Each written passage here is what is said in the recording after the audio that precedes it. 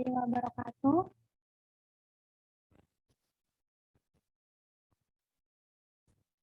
Selamat siang Ibu Kemala selaku dosen mata kuliah manajemen kinerja, dan selamat siang juga buat teman-teman semua yang hadir di kelas hari ini.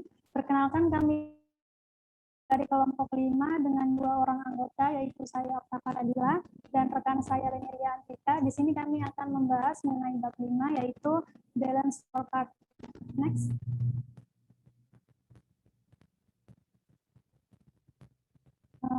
Konsep balance scorecard telah lama dikembangkan oleh Robert S. Kaplan dan David Van Arten.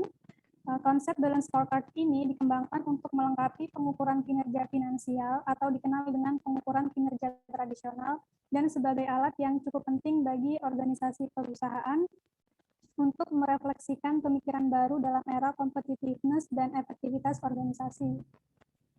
Tidak ada ukuran tunggal yang dapat memberikan target kinerja yang jelas atau memusatkan perhatian pada area kritis bisnis. Manajer menginginkan presentasi yang seimbang dari ukuran keuangan dan operasional.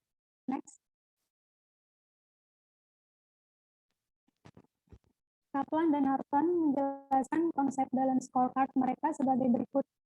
Tangkap untuk jenis organisasi yang ingin menjadi banyak perusahaan atau perusahaan yang ingin mengembangkan sayapnya. Kartu skor menempatkan strategi dan visi, bukan kontrol, di tengah. Ini menetapkan tujuan tetapi mengasumsikan bahwa orang akan mengadopsi perilaku apapun dan mengambil tindakan apapun yang diperlukan untuk mencapai tujuan tersebut. Langkah-langkah ini dirancang untuk menarik orang ke arah visi keseluruhan.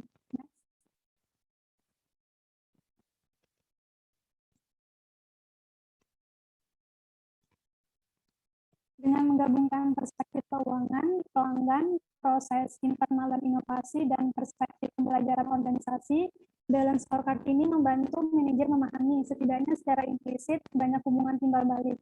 Nah, pemahaman ini dapat membantu manajer mengatasi gagasan tradisional tentang hambatan fungsional dan pada akhirnya mengarah pada pengambilan keputusan dan pemecahan masalah yang lebih baik. Nah, untuk perspektif finansial ini, bagaimana kita berorientasi pada para pemegang saham. Untuk perspektif customer atau pelanggan ini, bagaimana kita bisa menjadi supplier utama yang paling bernilai bagi para customer.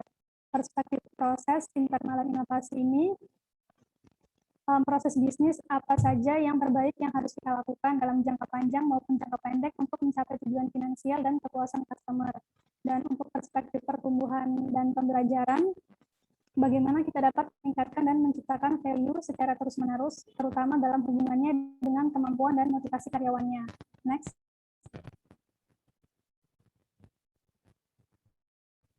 Menurut Schultz 2007, mengamati bahwa model dapat digunakan untuk mendefinisikan indikator dan tujuan strategis untuk masing-masing dari 4 bidang penciptaan nilai yang mengalir ke bawah organisasi.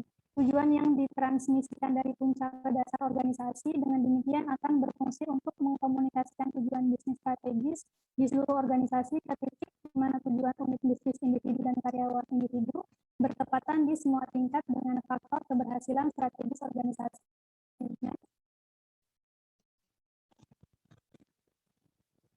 Nah, menurut penelitian oleh Lions Bank Group, mereka menyediakan kerangka kerja untuk penetapan tujuan yang terjadi di awal setiap tahunnya.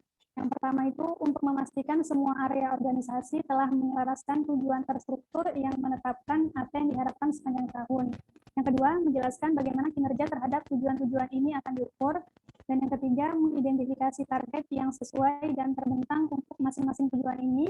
Yang keempat, menentukan tindakan yang diperlukan untuk mendukung pencapaian tujuan, dan yang kelima, untuk menghasilkan rencana pembangunan yang disepakati, efektif, dan dapat ditindaklanjuti. Selanjutnya akan dijelaskan oleh rekan saya, Leni. Selanjutnya adalah pengukuran keempat, perspektif balance scorecard. Yang pertama adalah perspektif finansial, yang kedua perspektif customer, yang ketiga perspektif proses bisnis internasional, yang keempat adalah perspektif proses bisnis internal, dan yang keempat adalah perspektif pertumbuhan dan pembelajaran. Next. Yang pertama adalah perspektif finansial.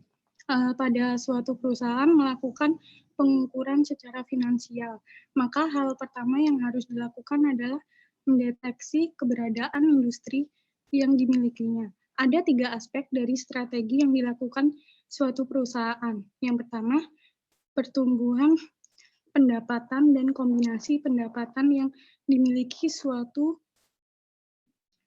organisasi bisnis. Yang kedua, penurunan biaya dan peningkatan produktivitas. Dan yang ketiga adalah penggunaan aset yang optimal dan strategi investasi. Next.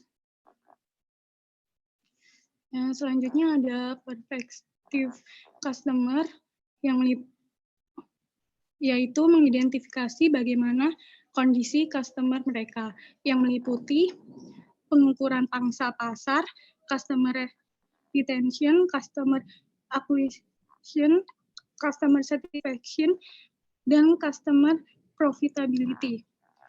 Next. Selanjutnya ada perspektif proses bisnis internasional. Perusahaan melakukan pengukuran terhadap semua yang dilakukan oleh perusahaan, baik manajer maupun karyawan, untuk menciptakan suatu produk yang dapat memberikan kepuasan bagi customer dan pemegang saham.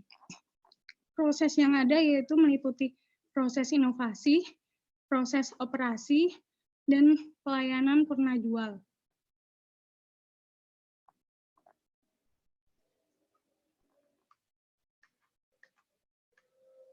Proses inovasi merupakan salah satu critical proses di mana efisiensi dan efektivitas serta ketepatan waktu dan proses inovasi ini akan mendorong terjadinya efisiensi biaya pada proses penciptaan nilai tambah bagi customer.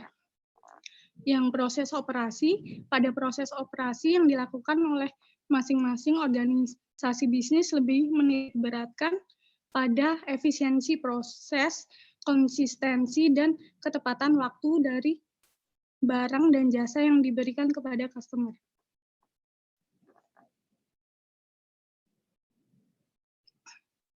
Next. Selanjutnya ada perspektif pertumbuhan dan pembelajaran. Yang pertama ada kemampuan karyawan. Pengukuran dilakukan atas 3 hal pokok, yaitu pengukuran terhadap kepuasan karyawan, perputaran karyawan, dan produktivitas karyawan. Yang kedua ada kemampuan sistem informasi. Semakin mudah informasi, maka karyawan akan memiliki kinerja yang semakin baik. Yang ketiga adalah memotivasi pemberian wewenang dan pembatasan wewenang. Meskipun karyawan sudah dibekali dengan akses informasi yang begitu bagus, tetapi apabila karyawan tidak memiliki motivasi untuk meningkatkan kinerjanya, maka semua itu akan sia-sia. Next. Terima kasih, kembali ke moderator.